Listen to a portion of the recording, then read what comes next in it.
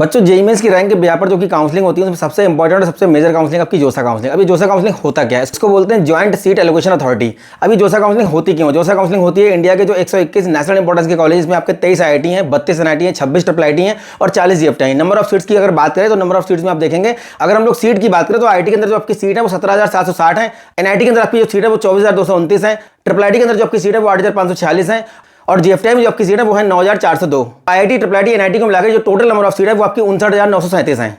अब ये काउंसलिंग आपकी बीटेक और बीआर कोर्सेज के लिए होती है। कुछ एनआईटीज में आपके एमएससी 5 ईयर कोर्सेज भी चलते हैं, कहीं कहीं पे आपका बीटेक एमटेक 5 ईयर कोर्स भी चलता है। जोसा काउंसलिंग के बच्चों 5 राउंड होते हैं और इसके बाद आपका होता है सीएससीबी राउंड। सीएससीबी के आपके 2 राउंड होते हैं। जोसा काउंसलिंग में IIT, triple IT, NIT, GFTI चारों कॉलेज पार्टिसिपेट करते हैं। अगर आपके पास एडवांस जेईई मेंस दोनों का रैंक है तो चारों कॉलेज आपको शो करेगा। अगर आपके पास एडवांस का रैंक नहीं है तो आपको केवल NIT, triple IT, GFTI show करेगा। कुछ बच्चों को आईआईटी, एनआईटी एक साथ मिल रहे होते हैं तो ऐसे बच्चे आईआईटी को ऑप्ट करते हैं। ऐसे में एनआईटी, ट्रिपल आईटी, जीएफटीआई की सीटें बच जाती हैं। बची हुई सीटों के लिए होता है सीएससीबी राउंड, इसको बोलते हैं सेंट्रल सीट एलोकेशन बोर्ड। इसके 2 राउंड होते हैं। जोसा काउंसलिंग में कोई फीस नहीं देनी होती, आपको सीट मिल जाती है तब आपको सीट एक्सेप्टेंस फीस जमा करनी होती है। इसके अलावा सीसेब राउंड में जब पार्टिसिपेट करेंगे तो आपको पहले यहाँ पे अमाउंट जमा करना पड़ेगा। अब हम लोग यहाँ पे अगर बात करें कोटा और रिजर्वेशन की, तो कोटा यहाँ पे 2 तरह के कोटे काम करते हैं एनआईटी के अंदर, कुछ जीएफटीआई के अंदर। यहाँ पे होता है होमस्टेड कोटा और ऑल इंडिया कोटा। 50% सीटें आपकी होमस्टेड कोटे की होती हैं एनआईटी के अंदर और 50% सीटें आपकी होती हैं ऑल इंडिया कोटे की। अब यहाँ पे कैसे काम करता है ये कोटा, देखिए अगर किसी बच्चे ने यूपी से 12th किया है तो उसको होमस्टेड कोटे का फायदा मिलेगा एनआईटी इलाहाबाद के अंदर। अगर किसी बच्चे ने राजस्थान से 12th किया है उसको होमस्टेड कोटे का फायदा मिलेगा एनआईटी जयपुर के अंदर। तो किसी भी स्टेट से आपने 12th किया हुआ है वहां के एनआईटी के अंदर आपको मिलेगा होमस्टेड कोटे का फायदा। और अगर वहां से आपने 12th नहीं किया है तो आप ऑल इंडिया कोटे में काउंट किए जाएंगे। तो यहाँ पे आपका 50% होमस्टेड